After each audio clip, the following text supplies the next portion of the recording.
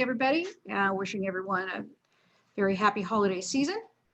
And so now I'd like to introduce our speaker for today, the Bay Area Business Roundtable. I believe most of you have already read it, but I'm going to let Bernard tell you about it in his words and the function of it and the purpose of it. And I think you'll be impressed by this wonderful organization. So everybody, please wave a big hello to Bernard Ashcraft, the CEO for the Bay Area Business Roundtable. Bernard, take it away. All right. Well, thank you so very much for inviting me. It's always good to be around good people. And I've known my brother from a different mother for many, many years now. In fact, we were neighbors for a few years. When I first moved to San Leandro, Tom had just started at the Chamber of Commerce and just happened to live across the street from me. And of course, I became his worst neighbor. Uh, and we did of a course, lot of, we Bernard, you are achieved, talking about our good friend, Tom Garino from PG&E, who yes, is sponsoring this presentation today. and we worked together and got a lot of things done. But when I first moved to the Bay Area, to Oakland, I landed in fact, one of the reasons I moved to Oakland, I was the chief of staff for our city council member for a couple of years. And they were talking about base closure. Congressman Ron Dellums that pushed the initiative to start closing bases all across the country. And in Oakland, they were talking about closing the Army base and the Navy base. And of course, a big fight broke out over the Army base. And surprisingly, not many people were aware of the Navy base across the street from the Army base.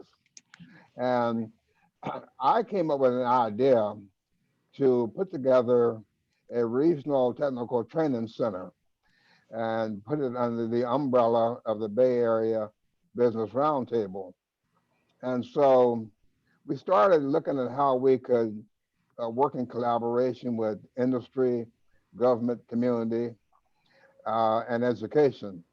And so my idea at that time was if we could work with industry, education, government, and community and put together training based upon the needs of industry, we might be able to get a lot of people placed in jobs. And at the same time, we had a platform for social and economic justice as well, which was primarily under the roundtable.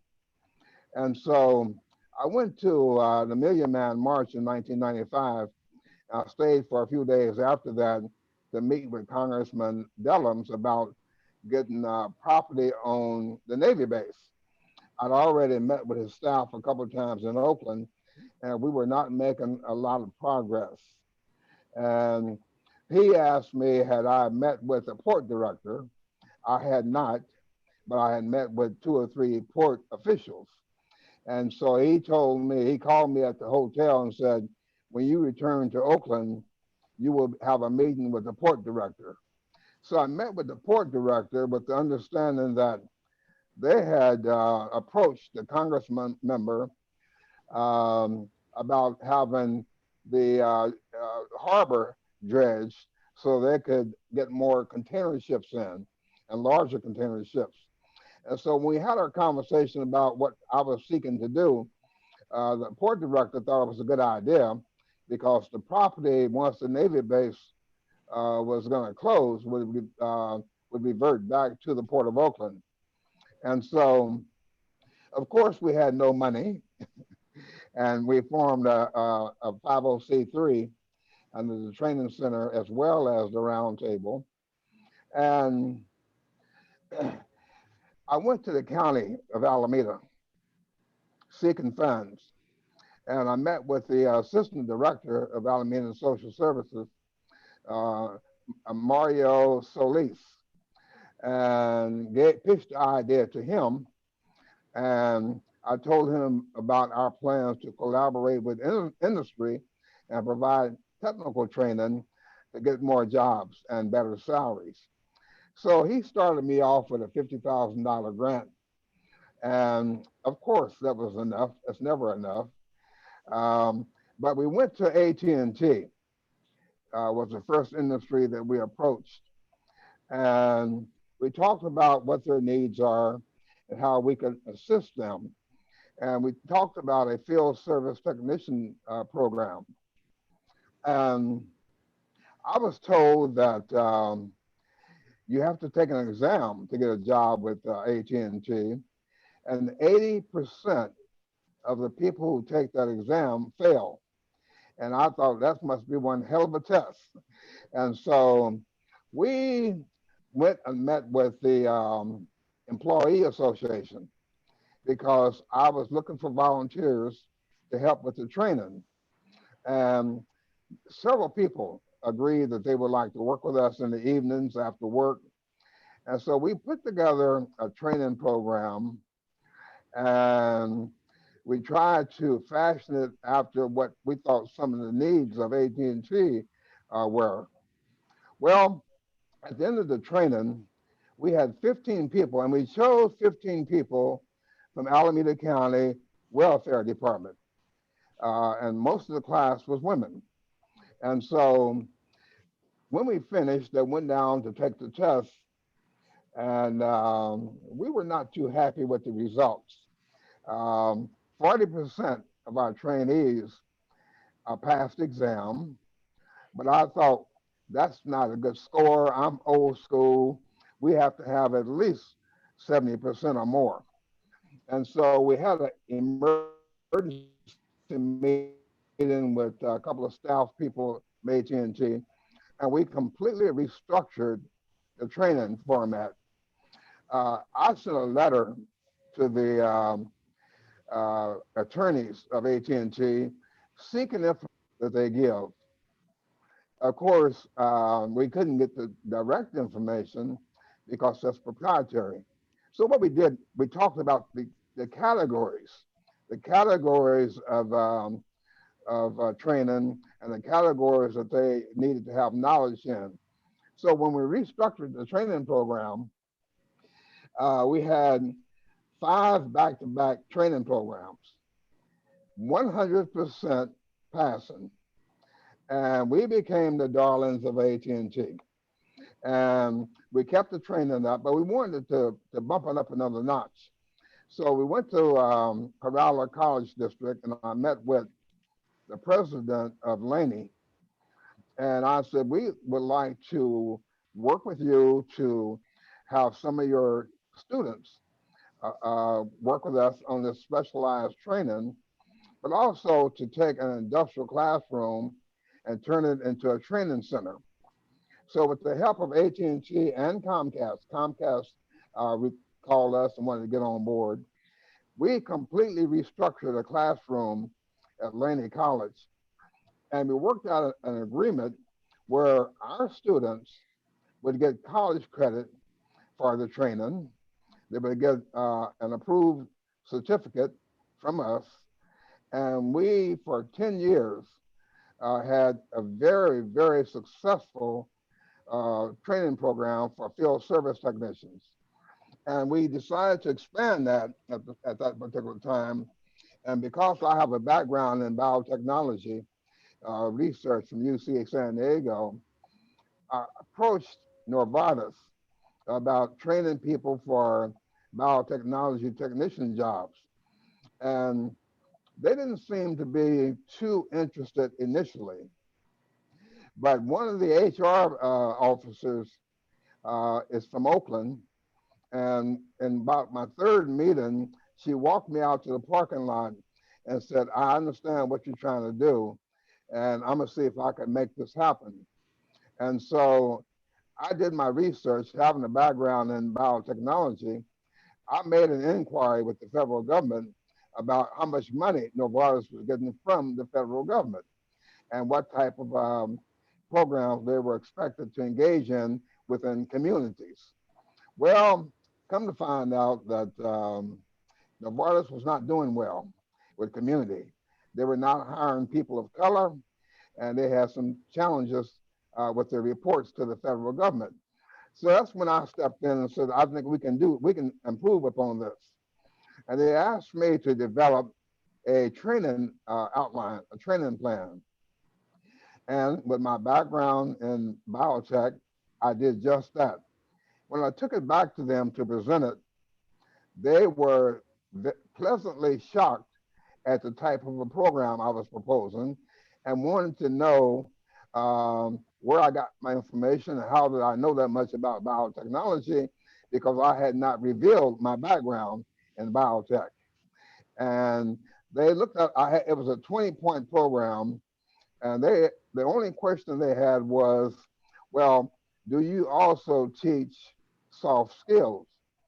And I've always thought of soft skills as being a put down.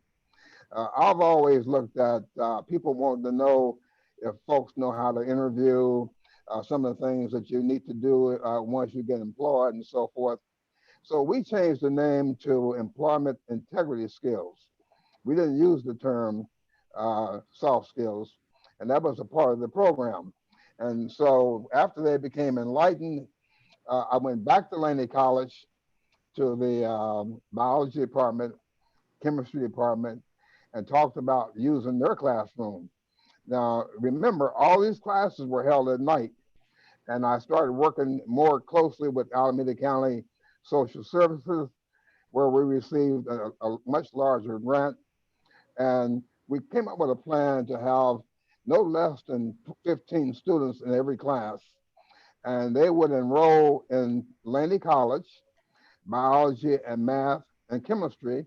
But my instructor would teach the hands-on skill requirements that biotechnology companies would need. And so Novartis came on board.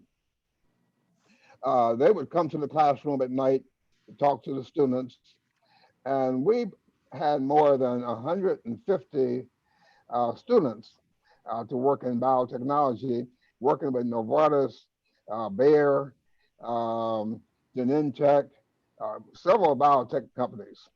And so after that, we wanted to expand the program. And so we got involved with green jobs training. We were the first agency in the Bay Area to start a green jobs initiative. And at the time that we were putting the program together, everywhere I went, I made a presentation to City of Oakland's Workforce Investment Board, and I couldn't understand why everybody was so quiet. Well, they were quiet because they had no clue about what I was talking about when I talked about green jobs. And I put the program together with the help of Lawrence Berkeley Laboratory, National Laboratory, because they were very, very astute about green technology. And with their help, we put together a training plan, and I got a lot of good information from Canada and from Germany. And so once we got the program up, we went again to Parala, went up to Merritt College. We hooked up with PG&E. PG&E very instantly had already put together somewhat of a program at Merritt College, but it was never implemented. And so we took the space that they had planned and began to implement the program with the help of Solar City, Borrego Solar, and others. They came to the classroom. We talked about the curriculum. So we started the first green jobs training program in the Bay Area. And at that time, Barack Obama was running for president against Hillary Clinton. And so I called Mayor Dellums. Dellums was the mayor of Oakland at that time. I called the mayor and I wanted him to come and check out this new green initiative. He called me back and said he'd like to bring 3 other elected officials, and he didn't tell me the real purpose of wanting to bring the other 3. But one was Gavin Newsom, one was Villa Ragosa from LA, and Sharon Quirk from Fullerton. Just so happens they were campaigning for Hillary Clinton. Of course, I was campaigning for Barack Obama. And so I told them that once Hillary loses, I will still be their friend. And so these four mayors showed up and looked at the program and, of course, got their pitch in for Hillary. So I let them use me for that moment. But we got the program up and running, and it was highly successful. One of my instructors, Tony Boone, is still working with me. And he taught environmental engineering technician program. We had Solar City would send their people out to the classroom to make presentations. And we got calls every week from more people. It was very big. Solar installers were needed. I had about 8 or 9 solar companies wanting our people. We couldn't train enough people for those jobs. And so we also decided to add a medical assistant because that was a need. We tried to choose work categories and career pathways that were in demand. But every career pathway we had to have the element of education, government, community, and industry. We made sure that industry gave their input on every curriculum that we built, every program that we trained in. We made sure that industry had a piece of that action and recommended the type of training they wanted to see. And it worked out very well. Now, remember, in the 90s, early 2000s, late 90s, early 2000s, it was only 4 or 5 years ago when people were talking about minimum wage. They wanted to see people making $15 an hour.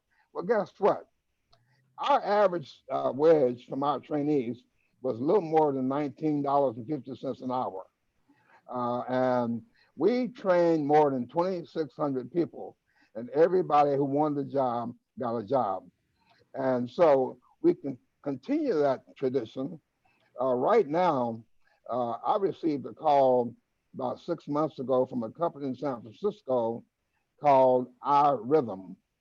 And it was one of their HR directors who was familiar with me from the other programs we had provided. And he at one time had been the chair of the county's workforce investment board. And they wanted to know if we'd be interested in helping to train cardiac monitor technicians, and which is a new career pathway.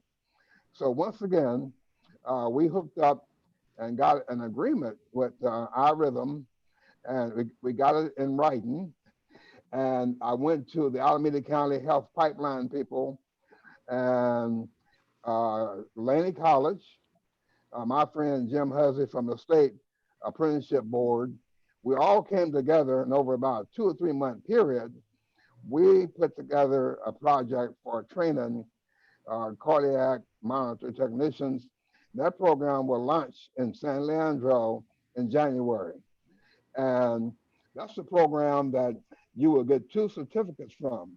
One will be EMT, and one, of course, will be the cardiac monitor technician program. And we have been guaranteed 100 positions.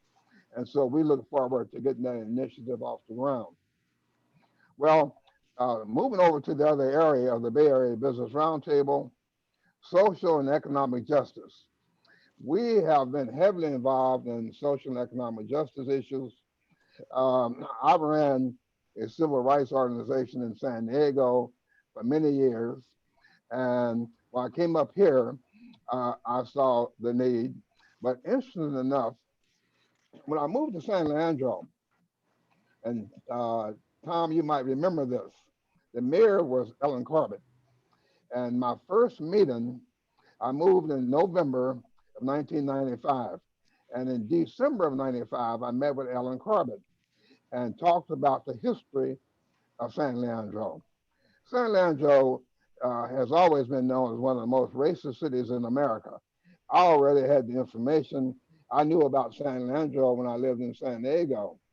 And so we talked about change. We said there's time now for a change. So I put together an organization called African Americans for a Better San Leandro.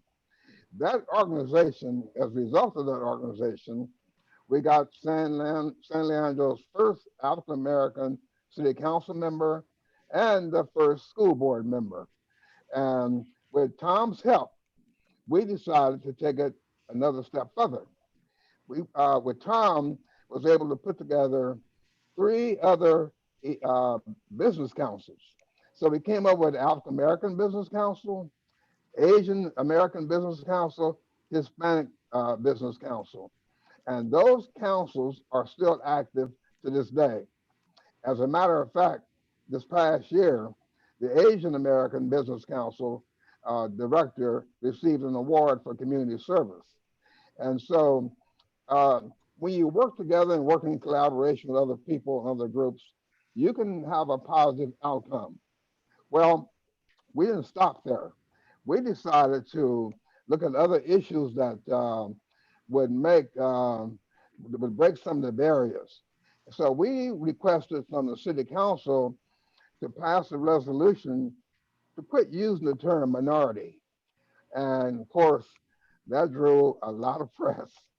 I had the San Diego Union calling me. I had the Sacramento Bee calling me. There was a guy at that time by the name of Ward Conley who was fighting against affirmative action, an African American man fighting against affirmative action. And he thought he could have a connection with me because I didn't want the term minority to be used by cities. Because for me, the term minority is means less than. And if you quit labeling people, then we could work a lot closer and a lot better in collaboration on all the things. Well, the council did pass the resolution, and we quit using it. They don't use the term minority in San Leandro except in federal documents where it's absolutely required.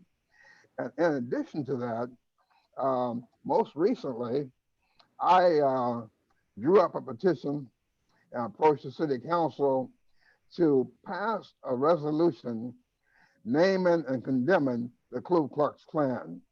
The Ku Klux Klan has never, anywhere in this country, any state, and even the federal government, have never listed the Ku Klux Klan as a domestic terrorist organization. And that's exactly what it is. And so, with the help of the city attorney, and I think it was in January, they passed that resolution and passed that ordinance. And so we plan to begin to promote that.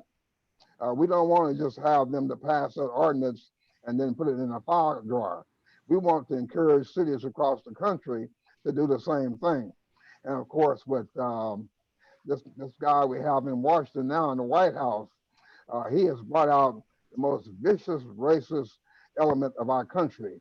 And so the Bay Area Business Roundtable will continue to fight on that level. So on one hand, we have workforce development. On the other hand, we have social and economic justice, and we will continue to do that. And that's how this whole structure came about. And I think We have a couple of give you an questions. overview.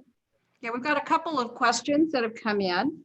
One is how do students find you? How do they know to take your classes for training for different jobs?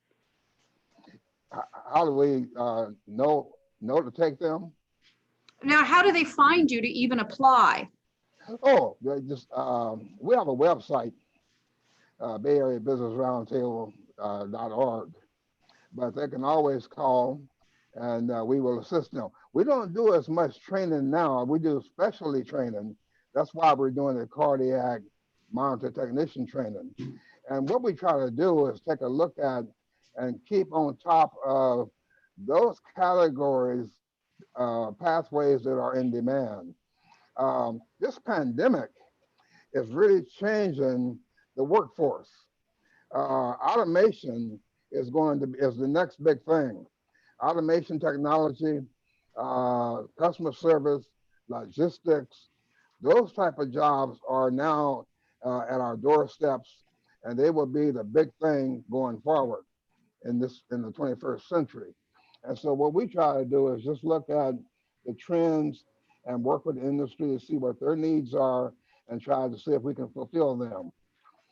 Our biggest challenge is funding, of course. And Jim back at AT&T, he and I used to meet twice a year for breakfast, and we would talk about the changes at AT&T and T and some of the things that we needed to incorporate in the training.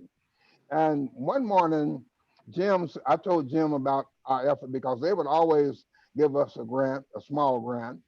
And he looked at me and said, Bernard, with the kind of work you're doing and with the success of the programs that you have, you got one problem. If you were white, you would have all the money you would ever need. And he said, look, think about that. And this was several years ago. And he's absolutely right. With the success of the programs we had, we should have attracted a hell of a lot more money. I spent quite a bit of time down in Silicon Valley over the last couple of years seeking funds from the Silicon Valley Community Foundation. And guess what? They don't fund programs in the East Bay, but their transportation trucks and buses come through the East Bay 880 every single day. And we made a proposal to them about, well, but you draw workers from the East Bay. Why don't you fund organization in East Bay? It still hasn't been done. But we welcome the challenge. Okay, on your website, I know you have a couple of special projects. Maybe you could talk a little bit about those from the BABRT website. And one of them is Project 100. Can you tell us a Yes. little of that? Yeah, well, that was an idea we came up with. As a matter of fact, our rhythm took notice of that, and that's why they promised us 100 jobs. We said, let's go to a couple of industries and get them to help us outline what the future of work is going to be, and let us see if we can put together an outline of how we can get 100 jobs, but also to do an assessment, of what that means and do an evaluation for industry on just how successful or maybe not so successful the effort was. So we really wanted to take 100 Jobs project and use it as a tool to study industry, as a tool to look at the future for jobs. And that's why we said we had 100 participants and from 4 or 5 industries, we'd have enough to really look at what we really need to be doing in workforce development. And so that's how that came about. And I presented that idea to our rhythm, and they came back and said, we guarantee you at least 100 jobs for this upcoming project. Excellent. And you also have the Urban But the Assistance whole thing Clearinghouse. of success has to come from industry and education. You really cannot be successful in training. You're What very right. you cannot be successful. Why do you think people are not getting the training that they need in the schools in order to get hired and pass these exams without additional help? That's a good question. Education is slow to change. It's difficult explaining to education that you have to tie curriculums to workforce development. It's not enough just to go to, let's say, a community college and to get an A degree, but not be tied to a career platform. And one of the reasons I'm working with Chabot College is because a part of this program that's upcoming will include an apprenticeship as well as the technical training. It would also consist of apprenticeship training as well. And so Chabot College understands that need. You cannot separate education from workforce development. If you do, it just makes it that much harder on your students on developing a career pathway. So I always believe we must bring them to the table before you start any kind of training. And once they get it, they seem to be okay with coming on. But it's, old habits die hard, and so making education industry to understand you have to link up your education to career pathways. Yeah. We have a question from the audience, from Jim Pizzalia. What is the geographic reach of your organization? And could you go nationwide? Oh, say that again, please. What is the geographic reach of your organization? I mean, are you solely The Bay allocated with Area, Costa or the what? Bay, yeah, the Bay Area, the Bay Bay Area. Area. At before the pandemic, um, as Tom knows, we had ambassadors in several cities throughout the Bay Area. We had ambassadors in Vallejo and also in San Jose and Campbell. And we call them ambassadors because we wanted to stay connected to all of the major cities in the Bay Area based on our platform. And we said if we had contact and membership and people throughout the Bay Area, and in their regular course of the day, ambassadors can talk to other groups in their area. They know their area better than we do. And so the people in Vallejo, I've been very active in Vallejo, but also in San Jose, and just having ambassadors in these different cities has really worked out great. But of course, we haven't had any meetings for a year because of this pandemic. We feel your pain, Bernard. We know only too well how that is. Yeah. Michael Moore has a question for you. What got you started on your career path into job training, and how did it become your passion? Um, well, first, it was about civil rights. And I served time in the Navy. And I was looking for education and training when I joined the Navy. And that was in the 60s. And of course, the civil rights were breaking out across the country. And even when I was in the Navy, I put together a group, a small committee of people to address some of the things that was happening in the military. As a matter of fact, I led a march at one of the military bases that I was on. Of course, that got me in jail for a couple of weeks, but I was concerned about equality and inclusion. So when I got out of the Navy in San Diego, I formed an organization to take on inclusion and equality. And we chose jobs as one of the main components. And so we started talking with people like Bank of America and other major industries about hiring people of color, hiring African Americans. And so we put a big premium on workforce. We said if you have a decent career, you would have a nice income and you would have a better lifestyle. And so we started challenging a lot of companies. And the reason I ended up at UCSD, I was already working as a laboratory technician in San Diego. And I wanted to challenge UCSD about jobs in laboratories because, universities and colleges get a lot of federal dollars. And so there was a job opening in the biology department. So I decided to challenge them. I was already working, and so I put an application in. And I was called a guy by the name of Dr. Helinsky, who I would never forget. He interviewed me, asked me about a dozen questions. At the end of the interview, he said, "What day can you start?" And I'm standing there like, "What?"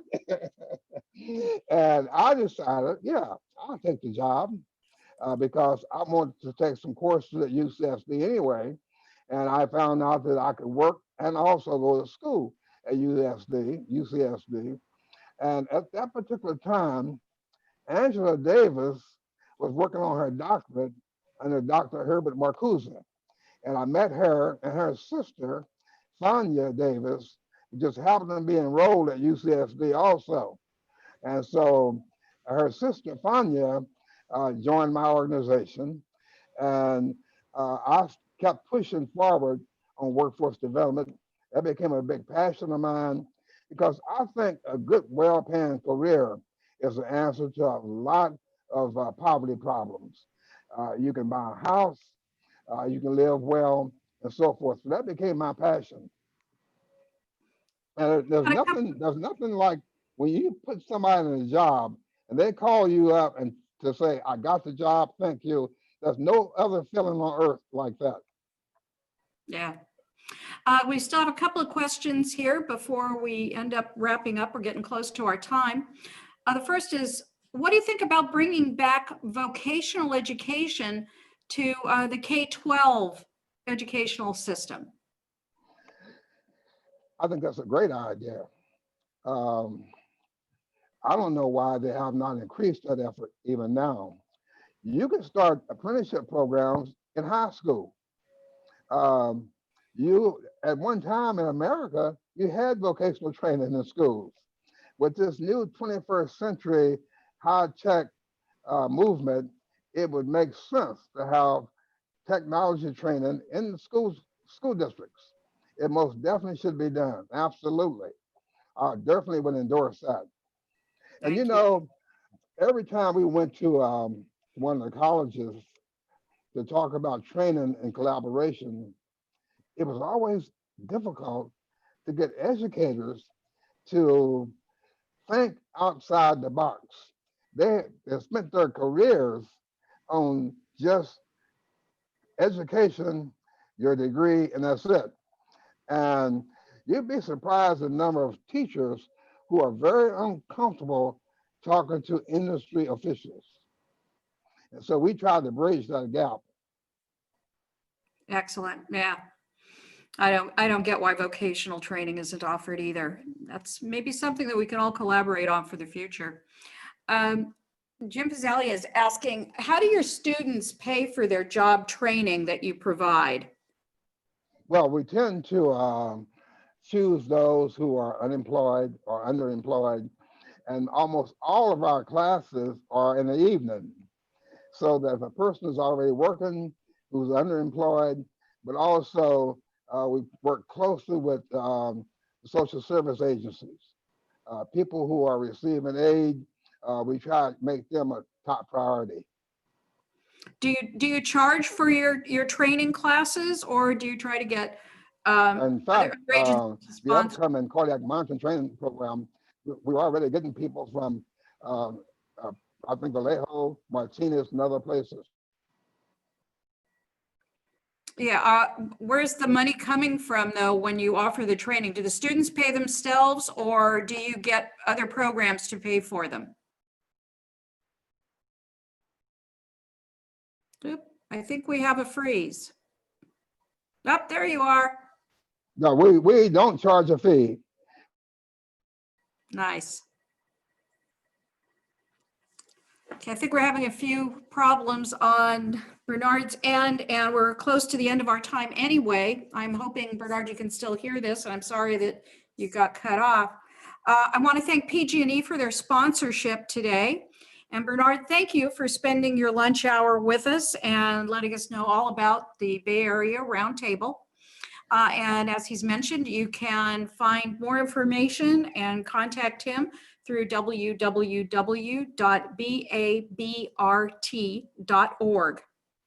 And Thank you very much. And we wish everybody a very happy holiday season. And Bernard, you don't be a stranger. You come visit us more often. I'm seeing the whole crowd here giving a lot of heads up and applause to you. Congratulations on an excellent program and helping get youth and other people hired in good jobs with good skills. Can't have enough of that. Thank you all very much. So I will leave you all for a while. We do not have another speaker scheduled, but I am planning on having one before the end of the year. And you'll all receive notice of it, and it will be advertised on our Facebook page and from our mailing list, from our contacts. So we hope to see you again. Until then, I'm asking you all to be well, be safe, and be well informed. Be happy, everybody. All right. Bye-bye. Bye-bye.